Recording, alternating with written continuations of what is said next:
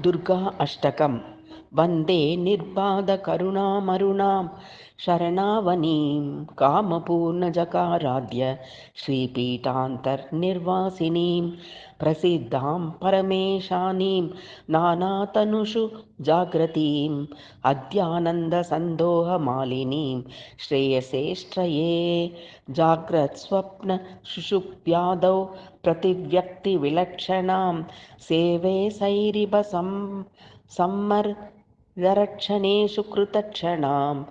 तत्तत्कालसमुद्भूतरामकृष्णादिसेविताम्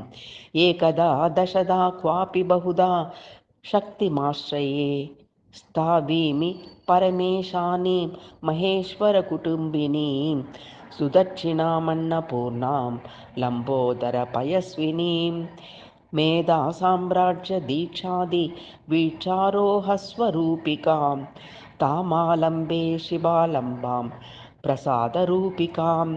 अवामावामभागेषु दक्षिणेष्वपि दक्षिणा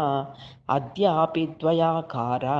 हृदयाम्भोजगावतात् मन्त्रभावनया दीप्तामवर्णां वर्णरूपिणीं